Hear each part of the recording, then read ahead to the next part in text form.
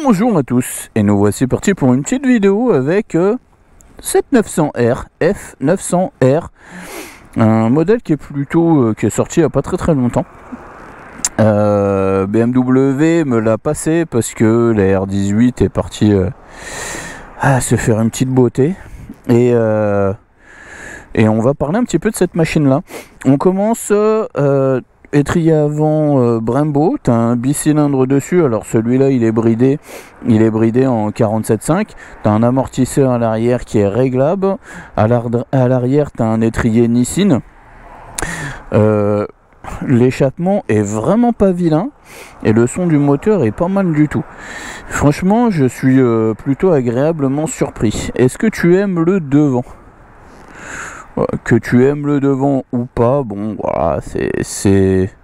Moi je le trouve pas dégueulasse. J'aimais bien celui des S1000R et M1000R édition 2024. Le modèle 2025 je le trouve plus joli, mais bon. T'as un amortisseur de direction aussi. Là c'est du plastoc qui est même pas peint.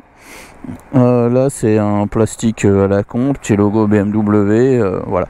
T'as les petites poignées comme ça. Est-ce qu'on aime bien le truc comme ça derrière? Je pense que si t'en mets un court, ça doit lui changer la gueule, ça doit lui faire une gueule vraiment terrible. Hop, on va se mettre dessus. Alors je fais 1m81, mes deux pieds touchent bien au sol, mais tu as... comment ça s'appelle, les repose-pieds qui me dérangent un peu et qui sont pile poil dans mes mollets. C'est un peu relou. Cette moto là, elle a un démarrage en clé. On va regarder tout de suite si toutefois elle veut bien se mettre. Donc démarrage en clé. On va pas partir comme ça, les gars ils sont là-bas. Quand tu veux. Où tu vas pouvoir retrouver la dalle de chez BM, hein, tu la retrouves cette dalle là un petit peu partout. J'ai peur que tu vois mal à chaque fois, j'espère que tu vois bien dessus. Je vais mettre comme ça. La dalle est plutôt commune à pas mal de motos, donc là tu vas voir ton essence, elle a 8243 km, tu vas voir ce qu'il y a comme pression à l'avant et pression à l'arrière. C'est plutôt pas mal, c'est ce que j'avais sur la Tiger aussi, et je l'ai aussi sur la R18 d'ailleurs. Les kilomètres restants et la petite jauge comme ça. Ce qui m'a paru super bizarre en fait, c'est que tu as deux modes de conduite, Rain et Road. Ok, voilà, après tu as les poignées chauffantes dessus, tu les règles directement ici. Les leviers sont réglables embrayage et frein, les deux sont réglables en écartement, donc c'est plutôt pas mal aussi. Dans les menus tu as mon véhicule, donc qui te permet de retrouver en fait toutes les informations que tu vas avoir dessus, ordinateur de bord, pression, gonflage des pneus, besoin de maintenance, kilomètres restants 8900 et ça sera pour avril 2026. On a encore navigation, média, donc si tu connectes ton téléphone, et après les réglages du véhicule, réglage de connexion pour connecter ton téléphone, information, réinitialisation. En fait tout ça c'est le même système que tu vas avoir un peu sur toutes les BM, donc c'est pas mal du tout. Le compteur je le trouve plutôt joli.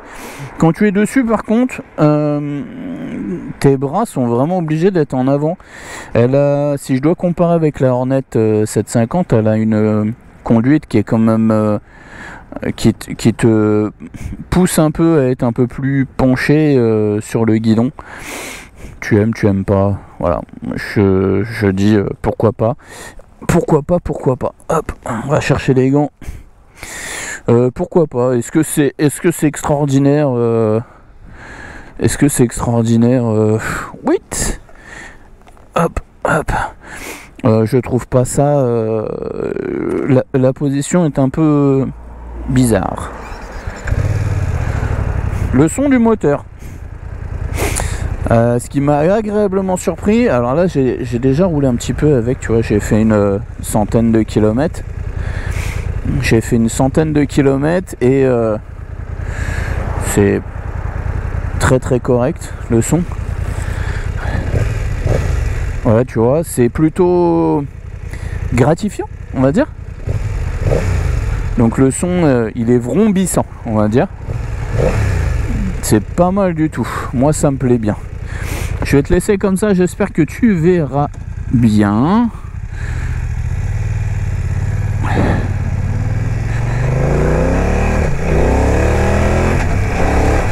Elle a un shifter dessus. Je trouve que le son est pas mal du tout. Mais alors elle est bridée, oui. Mais je trouve qu'il manque quand même un petit peu de sauce, tu vois. Je dirais peut-être que la Hornet 750 est un peu plus performante. Les rétros là, c'est vraiment dommage parce qu'ils ont essayé de mettre vraiment du bon matos dessus. Mais ces rétros là sont vraiment immondes. Par contre tu vois très très bien derrière. Pour une fois où c'est pas des rétros qui me servent juste à regarder mes bras. C'est pas mal du tout. Je trouve ça plutôt cool. Donc ça c'est un bon point. Maintenant parlons aussi d'un autre truc. J'ai regardé le prix là. Cette moto là, elle est proposée à 8500 € avec le shifter. Voilà, voilà. La Hornet 750, elle est à 8000 balles. Donc je suppose que tu peux peut-être la négocier un tout petit peu et tu te retrouves avec en gros un truc bicylindre en ligne comme beaucoup en font pour 8500 balles. Je suis choqué du prix. J'ai regardé le prix de tout à l'heure là. Alors peut-être parce que c'est une promo qu'ils font en ce moment, mais putain, 8500 balles un bicylindre shifter Brembo et avec la dalle comme ça et tout. Alors je pense pas que tu aies les poignées chauffantes et tout ça pour ce prix là, mais franchement j'accepte d'avoir un peu moins de coffre pour avoir du bon matos pour freiner, etc. Ouah, putain, c'est merdique ici. C'est vraiment merdique. Donc ouais, le prix m'a vraiment étonné. Le prix m'a vraiment étonné. En comportement châssis, c'est pas mal. C'est pas mal. Si tu as remarqué, il pleut un peu. Donc on va éviter de faire les fous. On va rouler tranquille. Et ouais, le comportement châssis est vraiment pas mal du tout. Le freinage le freinage est très très correct. Putain, elle aime pas quand tu reprends trop bas. Le freinage est très très correct. Je me méfie des gens ici. Des fois ça m'est déjà arrivé qu'ils me coupent la gueule quand j'arrive. Donc ouais, le freinage est très correct. Le châssis est pas mal. La selle, comme je t'ai dit, j'ai fait une bonne centaine de kilomètres. Je trouve que elle est dure dans le même sens que la Hornet peut être dure, la Hornet 1000.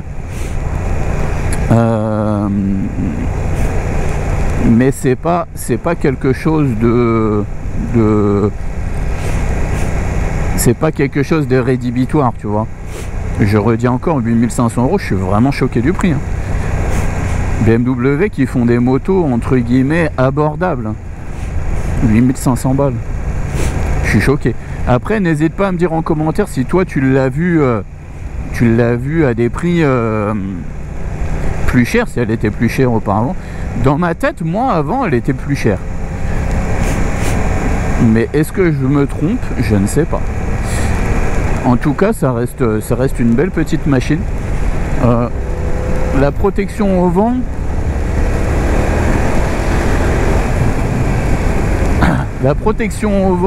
comme tous les rosters, est inexistante.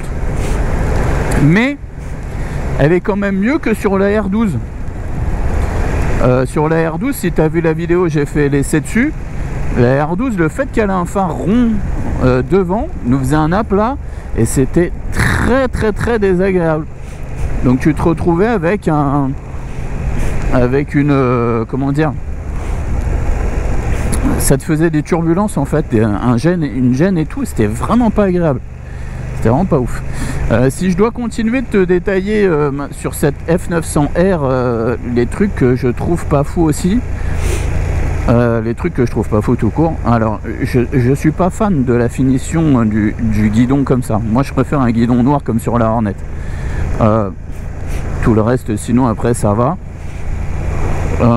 Qu'est-ce que je n'aime pas trop? Je n'aime pas le fait que la moto, t'as l'impression qu'elle a pas de couple pour décélérer. Tout à l'heure, je me suis étonné à être en train de chercher le mode sport. Ça manque un mode sport. Un truc qui libère la puissance, hein, ça me paraît... je sais pas comment aller en débridé, mais en bridé...